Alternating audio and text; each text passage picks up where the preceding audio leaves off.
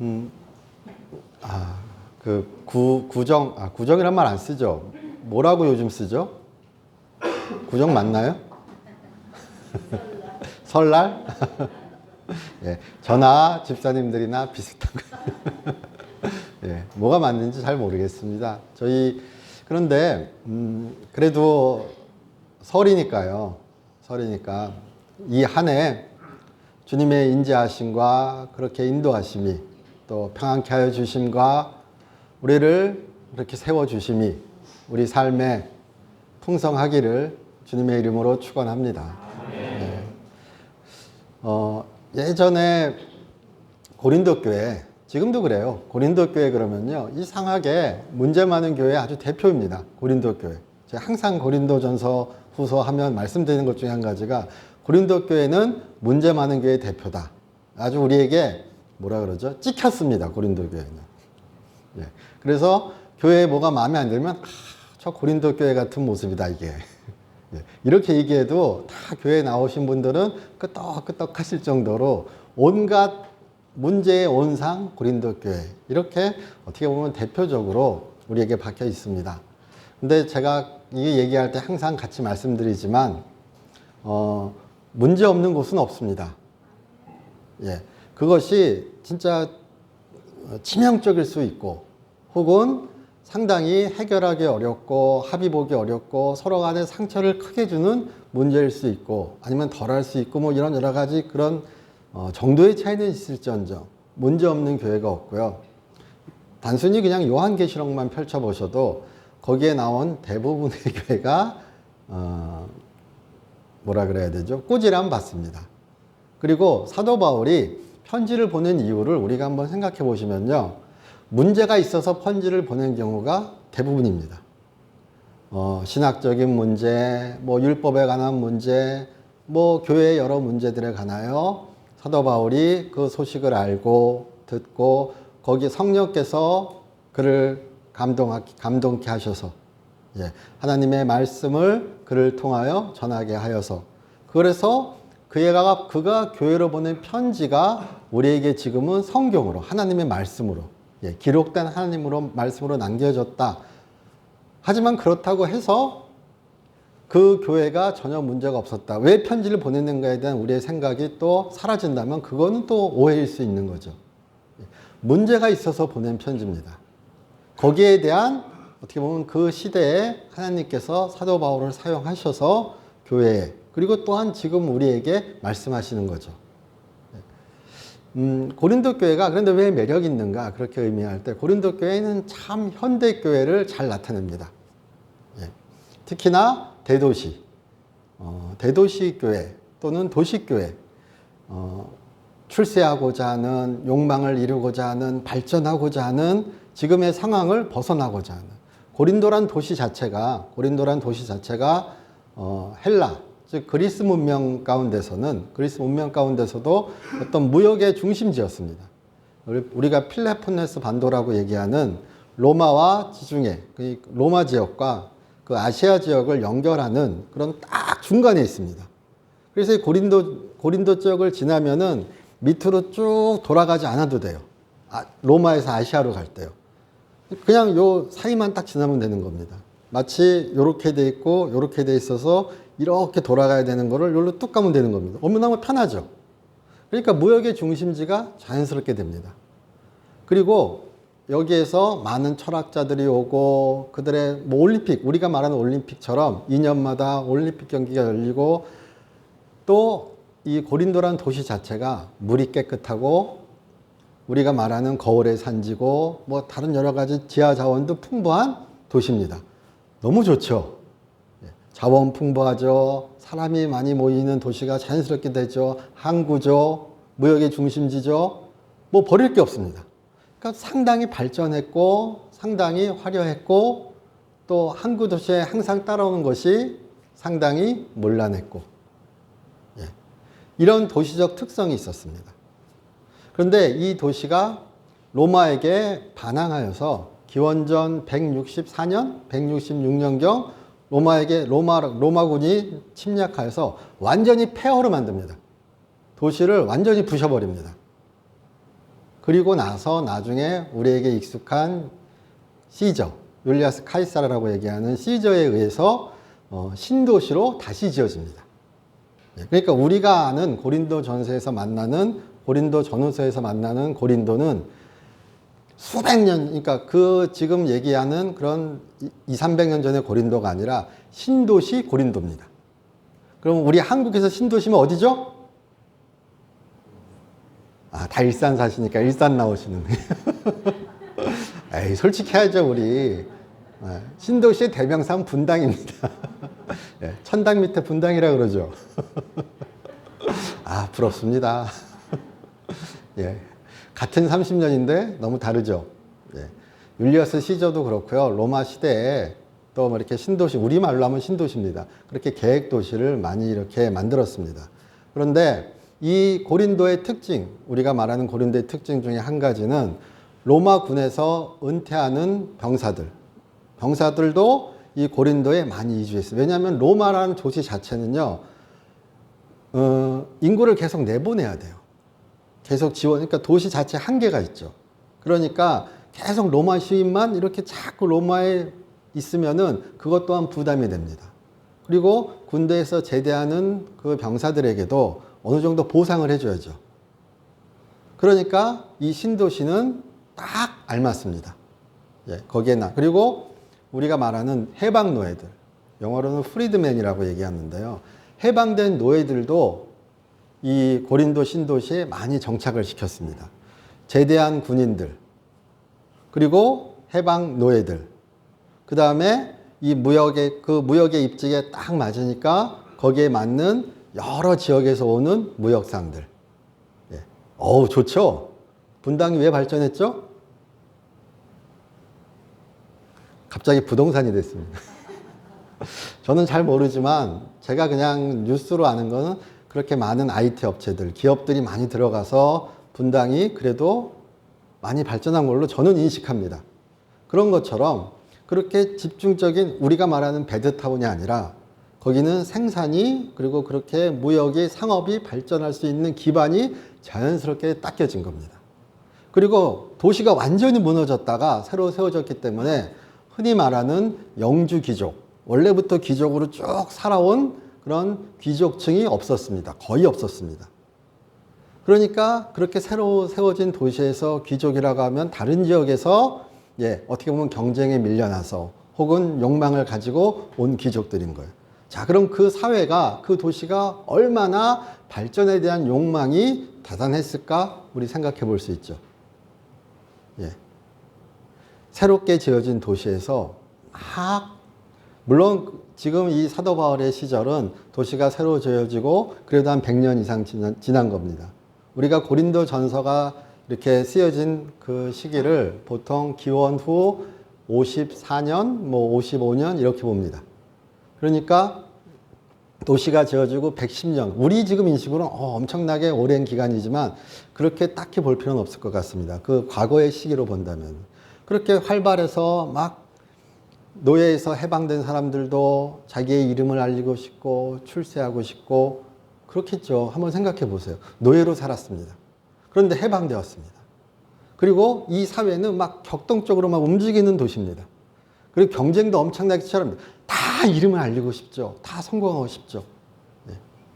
그러니까 이런 어떤 도시의 분위기, 그리고 항구 도시와 이런 것 같이 맞불려서 우리가 많이 설교 시간에 얘기되는 것 중에 한 가지가 고린도스럽다 이런 말을 상당히 성적으로 문란하다 이렇게 썼다 그럽니다. 근데 그거는요 좀 솔직하게 얘기하면 500년 전, 예수님 당시 이전에 500~600년 전, 기원전 한 4세기, 5세기의 고린도에 대한 멸칭입니다.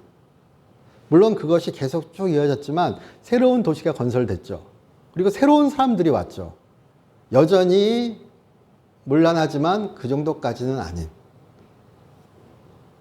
그런 어떤 그 시간상의 괴리감 또한 우리는 한번 인식해야 됩니다. 그러니까 오히려 성적 문란함은 자연스럽게 따라오는 거지만 그거보다 도시를 더 지배했던 것은 세상을 향한 욕구입니다.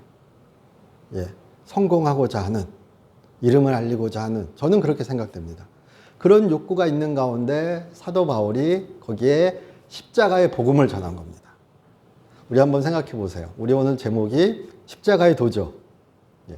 그런데 막 잘 살고 싶고 이름을 알리고 싶고 이 상황을 벗어나고 싶은 사람들에게 예, 십자가의 도 매력 있나요?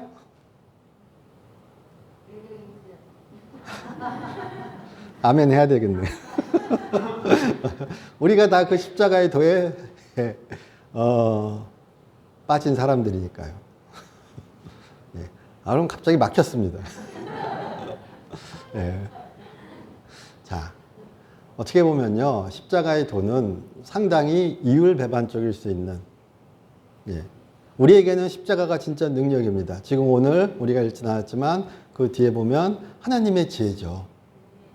예. 하나님의 지혜가 세상의 눈으로 볼 때는 십자가에 달린 예수, 진짜 그의 실패와 세상의 그런 무시와 세상의 처형을 오히려 하나님이 세상의 죄를 씻는 그런 것으로 사용하셨다는, 예. 인간의 눈으로 보면 어리석은 그것이 하나님의 지혜였다는 사도 바울이 오늘 고린도 전서에서 이야기한 1장에서 그 전형이 바로 십자가입니다. 그리고 그 당시 사람들에게 십자가는 실패의 상징입니다. 반역의 상징입니다. 가장 극악한 죄인이 그리고 가장 명예를 고려하지 않고 수치를 주는 죄 중에 한 가지가 십자가입니다. 우리 성범죄자들에게 그 뭐라 그러죠? 발찌라 그러나요? 예. 그거하고 이렇게 이름 알리고 뭐 이런 거 하죠. 예. 그게 어떻게 보면은 감시하고 또한 수치를 주는 거죠. 다르게 얘기하면 저는 그렇습니다. 그런데 이 로마 시대 사회도 그렇고요. 헬라 사회도 그렇고 지금 중동도 아마도 그런 분위기가 남아 있는 것 같고요. 명예와 수치가 존재하는 사회입니다. 그것이 가장 큰 어떤 가치가 되는 사회입니다. 그래서 명예가 떨어지면 반드시 거기에 대해서 회복하는 혹은 그것을 보상하는 행위가 있어야 됩니다. 예. 그러니까 수치 당한다는 것이 우리 그냥 그래 뭐 수치 뭐 당할 수도 있지 이게 아닌 겁니다. 수치를 당한다는 것은 진짜 생명이 어떻게 보면 꺾어지는 일과 비슷한 그런 일입니다. 차라리 죽을지언정 명예를 찾아야 되는 세상입니다. 그런 세상에서 벌거벗은 몸으로 십자가에 달린다는 것은 그를 수치스럽게 죽게 하는 겁니다. 그러니까 십자가는 우리가 받아들이듯이 영광의 어떤 상징이 되기가 너무나 힘든 얘기인 겁니다. 그런데 그런 십자가에 죽으신, 그 십자가에 매달려 죽은 예수를 통하여 하나님이 세상을 구원하셨다 그러니까. 이게 얼마나 받아들여지기 쉽지 않은 이야기예요. 이게 얼마나 그들에게 있어서 인식의 부조화를 일으킬 수 있는 이야기예요. 그것을 한 번쯤은 또 우리가 한번 생각해 보았으면 좋겠습니다. 그래서 십자가의 길은 영광의 길이지만 또한 그렇게 고난의 길이요, 순종의 길이요, 겸손의 길이요. 이 길인 것을 우리는 분명히 인정해야 됩니다. 그리고 오히려 십자가의 대표적인 이미지는 그런 순종, 그런 겸손, 그런 고난, 그리고 고통을 인내함 이런 것을 분명히 품고 있습니다. 사랑을 어떤 방법으로 표시하는가. 그런데 하나님이 그렇게 세상을 사랑하신 방법이 십자가로 나타났다는 것을 또한 우리는 잊지 않아야 합니다. 사도 바울은 지금 이 교회에 말 그대로 우리가 오늘 본 본문처럼 어떤 분쟁이 있었던 것 같습니다. 고린도 교회 아까 그렇게 막 나타내고자 하는 욕구, 이름을 알리고자 하는 욕구 이런 거 말씀드렸었죠. 제가 저희 설교를 이렇게 유튜브에 올려보니까 그 조회수에 엄청나게 신경 자연히 쓰이게 됩니다. 제가 저번에 예배 때 말씀드렸었나요? 금요 예배 때인가요? 3년이 됐는데 조회수가 아직도 10단입니다. 농담처럼 말씀드리지만, 그런데 우리가 플렉스라 그러죠. 물론 그건 다른 용어지만, 나타내고 싶고, 자기를 치장하고 싶고, 이런 욕구가 현대도 너무 강하죠. 그러니까 우리가 고린도 교회를 이해하기가 너무 쉬운 거예요. 나타내야 사는 세상이에요. 내가 요만큼 가졌어도 이만큼 가진 것처럼 나타내야 살 수 있는 세상에 나를 알려야 되잖아요. 그렇게 많은 사람이 막 우글우글거리고 서로가 그냥 성공을 위해서 달려가는데 나를 알려야죠. 나를 나타내야죠. 우리가 흔히 얘기합니다. 이 교회는 고린도 교회는 분명히 여러 계층의 사람들이 모여 있었을 것입니다. 그리고 아마도 대부분은 우리 식으로 얘기하면 그렇게 풍족하게 살지는 못하는 사람들이 아마 대다수였을 것입니다. 그러나 그들 풍족하지 못하다고 하여서 발전에 대한 잘 사는 것에 대한 욕망이 없었을 것이라고 우리가 함부로 예단하면 안 되죠. 그것이 올바른 방향으로 나타나는가? 그것이 하나님의 뜻에 맞는 방향으로 나타나는가? 십자가의 길에 걸맞는 방향으로 나타나는가? 그것과 욕망을 갖는다는 것을 완전히 분리시켜서 이것은 죄라 그러면 문제가 있는 거죠. 마치 우리가 7가지 죄, 교회에서 7가지 죄를 얘기하죠. 나태, 욕심, 이런 것들요. 갑자기 말하니까 기억이 안 납니다. 죄송합니다. 탐욕, 나태, 이런 7가지 7종의 죄가 있죠. 천주교에서 이야기하는. 영화 세븐 보셨죠? 저만 영화 보는 목사로 만들지 마시고. 예. 자, 그런 7가지 죄라고 하면 7대 악이라 그러죠. 7대 악이라 그러는 죄가 있습니다. 그런데 천주교에서도 제가 알고 있는 기본 지식으로는 이 자체가 죄라기보다는요.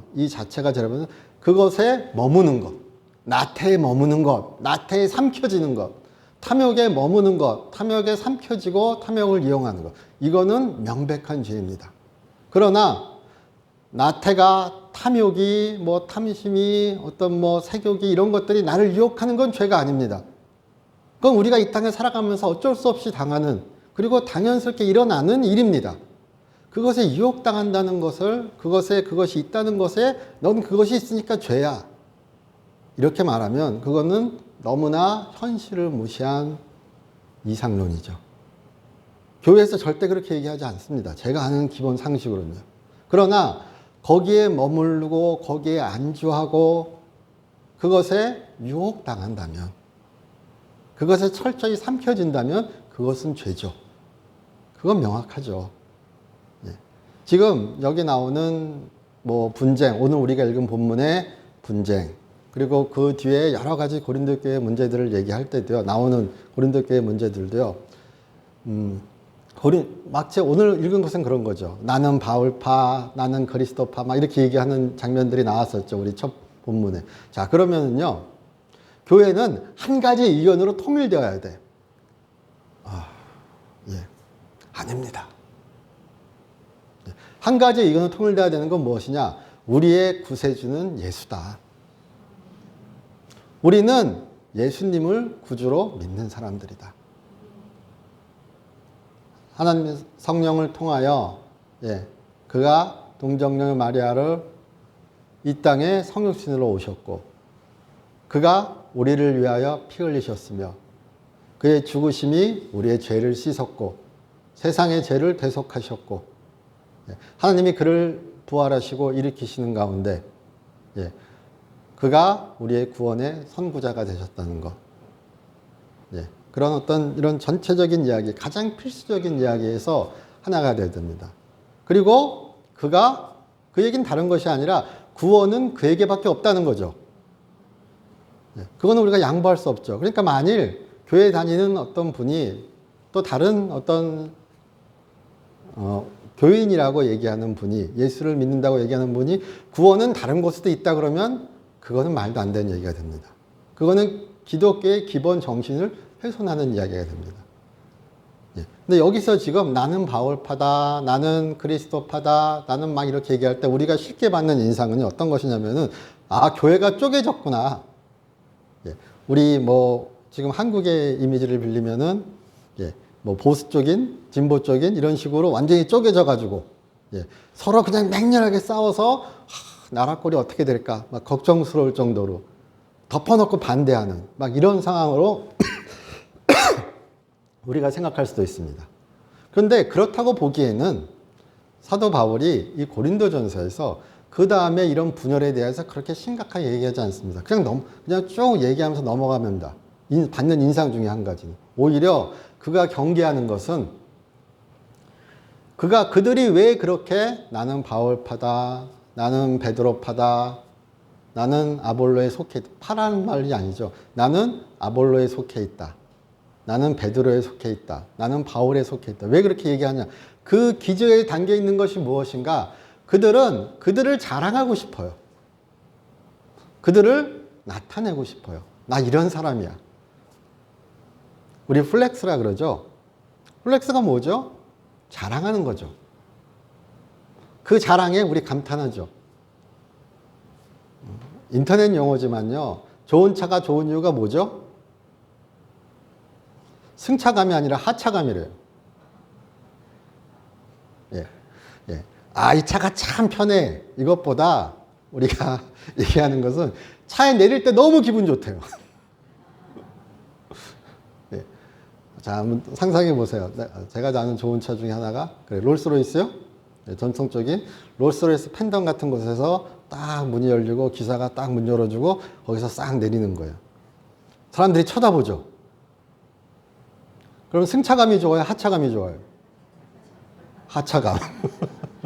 예. 중요한 건 하차감입니다. 예.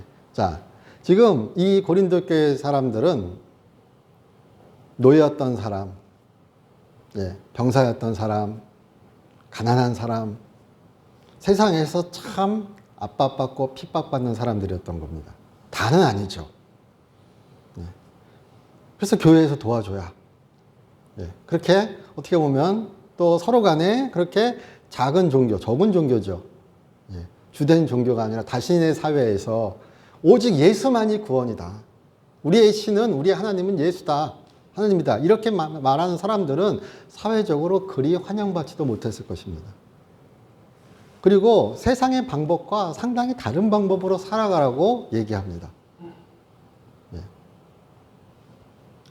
그렇게 환영받는 존재는 아니었을 거란 거예요. 그럼 삶도 빡빡하죠. 퍽퍽하죠. 그런데 자, 한번 생각해 보세요. 그 가운데 오늘 우리가 읽지 않았지만 그들이 예수를 믿고 그들이 구원의 그런 큰 복 가운데 처해졌을 때 사도 바울은 고린도 교회 앞에 보내는 편지에서, 우리 앞쪽에 읽은 편지에서 한 5절만 보셔도 나옵니다. 예. 4절입니다. 그리스도 예수 안에서 너에게 주신 하나님의 은혜로 말미암아 내가 너희를 위하여 항상 하나님께 감사하노니 이는 너희가 그 안에서 모든 일 곧 모든 언변과 모든 지식의 풍족함으로 그리스도의 증거가 너희 중에 견고하게 되어 너희가 모든 은사의 부족함이 없이 우리 주 예수 그리스도의 나타나심을 기다림이라. 고린도 교회의 큰 특징 중에 한 가지는 하나님이 은사를 아주 그냥 풍족하게 부어주셨다는 거예요. 특히나 여기 나와 있는 것처럼 언변의 은사와 지식의 은사를 아주 대대적으로 부어주신 것 같습니다. 이 언변, 로고스라고, 헬라어는 로고스입니다. 로고스를 말이라고 얘기할 수도 있고 우리의 번역처럼 언변이라고 얘기할 수 있습니다. 그래서 예수님이 로고스다 그럴 때는 말씀이라 그러죠. 그리고 언변이라 그럴 때는 어떤 말의 솜씨, 말의 지혜, 이런 말하다. 예, 그런 것의 의미가 더 있다는 거죠. 그리고 여기 나오는 지식, 우리도 그렇게 현대교회에서 이야기합니다. 지식의 은사, 지혜의 은사, 예언의 은사, 이런 것죠. 그렇죠? 그런 것이 여기 지식이라고 주로 이야기하기도 합니다. 예.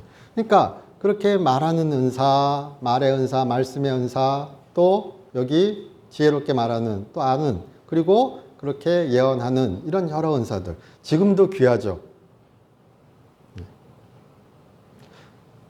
내가 구원받았습니다. 내가 구원의 확신 가운데 있습니다. 그리고 삶은 또 그렇게 많이 변한 것 같지는 않습니다. 그러나 내 삶도 그 가운데서 어떻게 보면 조정되고 있는 것 같습니다. 구원이, 그리고 또한 더 결정적으로 내가 방언을 합니다. 예. 그리고 이 방언이 참 보니까 우리 지금 여기 교회에서는 고린도 전서에서 나온 표현으로 천사의 말 같습니다. 아주 결정적인 증거 같습니다. 그리고 그렇게 예언이, 그리고 병 고침이 고린도전서 12장부터 14장까지 유명합니다. 사랑장의 중가운데 껴있지만요. 막 일어납니다. 예. 그러니까 이것이 잘못 이해되면 은사가 중요한 게 아니라 하나님이 주신 거니까 하나님이 중요한 거죠. 하나님이 은혜로 주신 거잖아요. 그런데 이것이 잘못 이해되는 순간 내가 은사받은 사람인 거죠. 나 이런 사람이야죠. 이건 잘못된 거죠. 그것이 계속되고 강화되어서 나타나는 순간 그것은 은사를 받은 은혜를 받은 어떤 그런 하나님의 은혜에 바르게 작용하는 건 아닌 거죠. 우리 그렇게 충분히 이해할 수 있죠. 자랑이라고 얘기하는 나의 은사가 이것이야. 내가 이렇게 하나님의 증거를 받았어. 우리가 이렇게 하나님의 증거를 받았어. 그것이 하나님을 나타내는 것이 아니라 자신을 나타내게 되는 순간 그는 원하지 않았을지라도 그는 어떻게 보면 교회의 복음에 부적절한 영향을 끼친 거죠. 나는 베드로 사람이야. 나는 아볼로 사람이야. 이게 왜 그럴까요?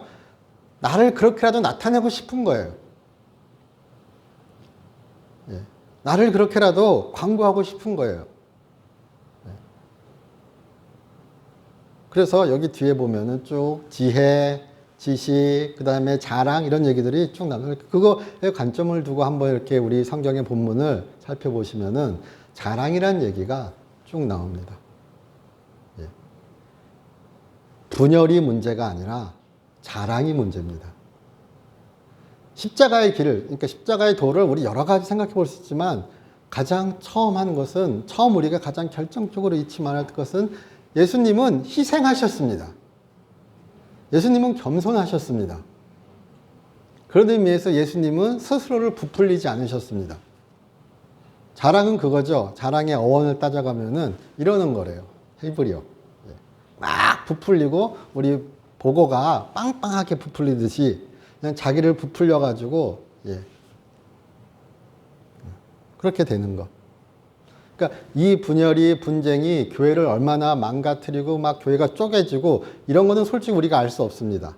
그리고 고린도 전서에서도 사도 바울이 그냥 한번 쑥 얘기하고 그냥 넘어가요, 솔직히. 아볼로에 대해서 아볼로가 분당을 지어서 문제다 이렇게 얘기하지 않아요. 베드로에 대해서도 별 얘기 없어요. 나는 그리스도에 속해 있다도 별 얘기 없어요. 우린 다 그리스도에 속한 사람이죠. 그러나 그래 너는 베드로야? 너는 아볼로야? 그럼 나는 그리스도파야. 교만이요 자랑이죠. 우리가 항상 경계하는 것이 무엇이죠? 교회에서? 교만이죠. 교만이 패망의 선봉이라는 우리 항상 그런 말 많이 하잖아요. 하나님이 은혜로 그들을 불쌍히 여기셔서 그들을 사랑하셔서 그렇게 귀한 은사를 주셨습니다. 나는 그래서 사도 바울은 너무나 그것을 감사합니다. 왜냐하면 그것이 그리스도께서 다시 올 것이라는 너희를 지키고 세워주고 견고하게 하는 그런 큰 증거가 되니까요. 내가 그리스도께서 나를 통하여 너희에게 전한 그 복음이 진리라는 것을, 진실이라는 것을 은사의 풍성함을 통해서 하나님이 증명해 주셨으니까요. 너희가 대단한 게 아니라 하나님이 대단하신 거죠. 그러나 어느 순간 그들은 내가 대단한 거가 돼버린 거죠. 근데 그것은 세상의 방법이라는 거죠.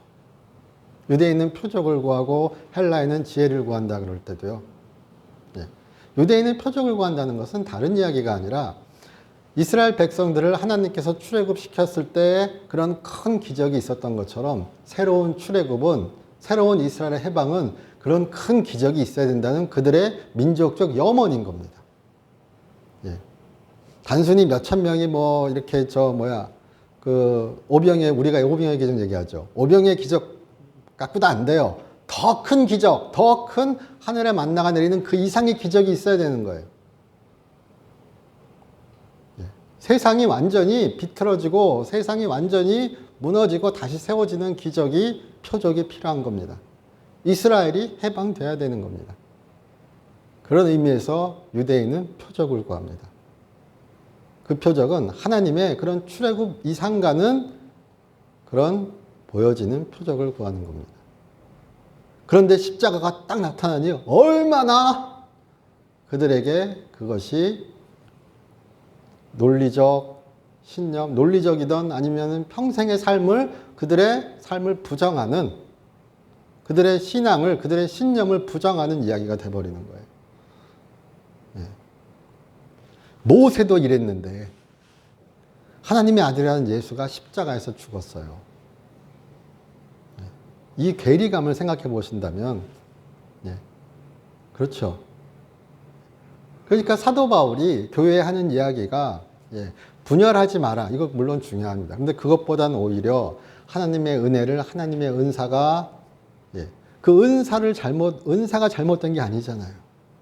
근데 그것이 그들의 세속적 삶과 세속적 신념과 아직 변화되지 못한 그들의 옛사람과 결합되어서, 그리고 그들의 발전적 욕구와 잘못 결합되어서, 예, 그것이 교만으로, 그것이 분열로, 그것이 거짓으로, 그것이 잘못된 어떤 삶에 대한 변명으로 나타날 때, 은혜를 잘못 사용할 때, 예, 그것은 하나님께서 반드시 슬퍼하실 이야기인 거죠. 예. 그런 관점에서 한번 오늘의 이야기를 우리가 보았으면 좋겠습니다. 예. 제가 막 본문을 막 열심히 나가진 않았지만 이야기 다 드린 것 같습니다. 그렇죠. 십자가의 도 여러 가지가 있지만 오늘은 한번 교만과 겸손이라는 자기 자랑과 하나님 자랑이라는 그런 사이에서 우리가 한번 얘기를 제가 한번 드려봤습니다. 예. 또한 오늘의 교회력 본문 가운데, 예, 마태복음 4장 본문이 있습니다. 마태복음 4장에서는요 유명한 이야기가 있습니다. 예. 예수님께서 제자들을 부르시는 이야기, 사람을 낚는 어부가 되게 하리라. 예. 베드로를 그리고 시몬과 안드레를 부르시는 이야기가 나옵니다. 사람을 낚는 어부 너무 좋죠. 예. 제가 읽은 글 중에 한국교회 루터란 교회, 루터 교회라 그러죠. 루터란 교회 한 목사님이 쓴 글 중에 그런 이야기가 있습니다. 영어 성경도 이렇게 NIV 같은 경우 보시는 분 계시면요, 대부분의 그 성경 번역은, 영어 성경도 대부분의 번역은 사람을 낚는 어부입니다. 내가 너를 사람을 낚는 어부가 되게 하리라. 나를 따르라. 이렇게 말씀하시는 걸로 번역합니다. 전통적인 번역입니다. 근데 또한 다른 소수의 번역이 있기도 합니다. NIV도 그렇게 비슷하게 번역합니다. 그것은 무엇이냐? 사람을 위한 물고기가 되게 하리라. 뭐야? 이렇게 생각하시죠. 내가 너를 사람을 위한 물고기로 보낼 것이다. 근데 그것은요, 어부라는 헬라어 단어가 어부가 되기도 하고 물고기로도 번역이 되기도 합니다. 그래서 그런 얘기합니다. 자, 사람을 낚는 어부는, 예, 사람을 낚아야죠. 그래서 우리가 전도로 전통적으로 얘기하죠. 근데 사람을 위한 물고기는 뭐죠? 사람을 위해 죽는 거죠. 사람을 위해 희생하는 거죠. 세상을 위해, 그리고 참여하는 거죠. 네. 그래서 그런 의미로 우리가 번역하고 그런 의미로 이야기도 합니다. 네. 이미 하나님의 나라는 이 땅에 왔습니다. 회개하라, 천국이 가까워 왔다. 그리고 예수께서 말씀하실 때 우리 기독교의 진리에서 살펴본다면 회개하여서 천국에 들어가라고 얘기하시는 게 아니라 천국에 왔으니까 너는 그 천국에 반응하여 회개하라는 거예요. 하나님의 은혜로 하나님의 사랑하심으로 하나님의 구원의 때가 이르렀습니다. 그리고 왔습니다. 그러니까 하나님의 통치가 이미 시작되었다는 겁니다. 천국에 들어간다는 것은 하나님의 나라라고 얘기할 때요, 그러니까 아주 근대적인 그런 하나님의 나라의 의미에서 나라는 공간의 의미보다는 더 강조하는 것이 근대 이후 통치입니다. 하나님의 통치. 하나님의 통치가 일어나기에, 예, 세상의 통치를 받는 것이 아니라, 사단의 통치를 받는 것이 아니라 하나님의 통치를 인정하고 반응하는 것. 그것이 하나님 나라의 백성이라는 거예요. 그러니까, 예, 세상의 백성으로 살아가는 것이 아니라, 예, 욕망의 백성으로 살아가는 것이 아니라 말씀의 백성으로, 하나님의 백성으로 살아가는 거가 되는 거겠죠. 자연스럽게. 예. 예. 사람을 낚는 어부. 예. 내가 구원받을 자, 예. 이게 좀 우스갯소리지만 그 목사님이 그렇게 얘기했습니다. 네. 자, 어부는 물고기를 낚지 않고 잡죠. 낚는 건 낚시꾼이죠. 우리 한글에서요. 한글에서. 왜 그렇게 번역했을까 막 쫓아가는데, 사람을 낚는 어부, 이렇게 얘기할 때요. 되게 이상합니다. 어부는 낚지 않습니다. 잡죠. 물고기를. 그렇죠. 자, 그러면은 그대로 번역해보면 어떻게 되죠? 사람을 잡는 어부. 그럼 뉘앙스가 이상하죠.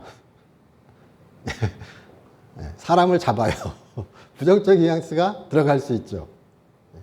그래서 사람을 낚는 어부라고 부정확하지만 번역한 것 같다. 그리고 참 맞는 이야기 같습니다. 우리가 사람을 낚아야 됩니다. 그런데요, 자, 사람을 낚는다는 것의 의미를요, 참 전도에 바른 이미지지만 그것은 어떻게 보면요, 이 땅의 심판이, 이 땅의 구원이 지금 결정적으로 이르렀으니까 빨리 하나라도 구해야 되는 거죠. 그런 의미에서 사람을 낚는 어부죠. 또한 예수님께서 하신 것처럼 희생하고 헌신하고 하나님의 사랑을 전하는 것 또한 요구되는 거죠. 세상을 위한 물고기죠. 세상이 아니라 사람을 위한. 그래서 NIV 같은 경우는 한번 찾아보시면은, 세상을 위한 물고기로 너를 파송하리라. 나를 따르라. 그렇게 얘기하기도 합니다. 우리는 누구요? 우리는 하나님의 나라를 전하고 증거하는 사람들입니다. 고대 교회의 문양 중 상징 중에 한 가지가 물고기잖아요. 오병이어의 기적도 아시죠? 예수님께서 베드로를 부활하시고 만나셨을 때 물고기를 같이 한 식사를 통해서 그와 다시 한번 말씀하셨죠. 내가 너를, 베드로야, 네가 나를 사랑하느냐? 예, 내가 주님을 사랑합니다. 네가 나를 사랑하느냐? 예, 제가 주님을 사랑합니다. 내 양을 먹이라. 그렇죠? 베드로의 일생은, 저는 그렇습니다. 베드로의 일생이 진짜 변한 때가 어디였을까? 저는 예수께서 부활하시고 요한복음 21장에서 그를 다시 만나주시고 그와 그가 부활한 예수를 만나고 또 다시 물고기 잡으러 갔죠. 근데 예수께서 다시 그를 찾으셔서 말씀하시잖아요. 내 양을 먹이라고요. 그리고 그가 그렇게 세상 가운데 예수를 전한 거죠. 사람을 낚는 어부든, 사람을 위한 물고기든, 교회에 그런 정신이, 마음이 있다면, 나를 자랑하고, 우리를 자랑하는 것이 아니라 예수를 자랑하고, 하나님의 은혜를 자랑하고, 구원을 전하고, 세상을 위한, 사람을 위한 교회가 되겠죠.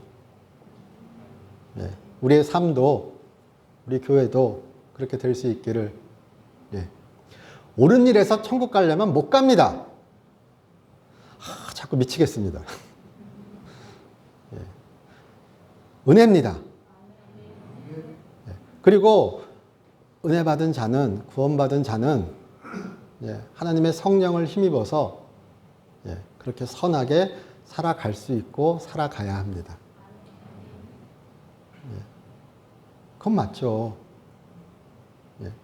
그렇게 그 삶이 바로 세상을 위한, 사람을 위한 물고기인 거죠. 영어 한번 써볼게요. 그렇게 보면 fish for people. 발음도 안 좋습니다. 우리는 하나님께서 세상을 향하여 보낸 물고기입니다. 사람을 살리는 자들입니다. 너는 지옥 가고 너는 천국 가고 이게 아니라 우리는 하나님께서, 예수께서 우리를 택하셨습니다. 사람을 살리려고요. 세상을 살리려고요. 그게 전도죠. 그게 전도죠. 물고기는 죽습니다. 내가 이만큼 전도하고 가서 빌딩 받으실 거예요? 모르겠습니다. 나중에 가면 모르죠, 솔직히. 그러나 하나님은 우리를 왜 세상에 보내셨을까요? 왜 예수가 십자가에서 죽으셨을까요? 그것의 의미를 우리가 한번 생각해 본다면 사도 바울이 고린도 교회에게 왜 이렇게 얘기하는가 생각해 보신다면 그들의 자랑에, 그들의 분열에, 그들의 잘못된 윤리적 행동에 왜 사도 바울은 제일 처음에 무엇을 얘기하는가? 십자가의 도를 왜 이야기했을까? 왜? 하나님의 어리석음이 사람의 지혜보다 뛰어나다고 왜 얘기했을까? 생각해 보신다면 우리 많은 것을 얻으실 수 있을 것이라고 저는 믿습니다. 그런 복된 한 해가 되시기를 우리 삶이 주로 인하여 그렇게 증거되는 삶이 되시기를 주님의 이름으로 축원합니다. 저희 기도드리겠습니다. 하나님 저희 사랑하여 주심을 감사드립니다. 주와 함께하는 삶, 복된 삶이 되게 하여 주시옵소서. 진리가 우리를 자유케 하는 하리라는 그 말씀이 우리 안에 진리가 되게 하여 주시옵소서. 주 예수 그리스도의 이름으로 기도드립니다.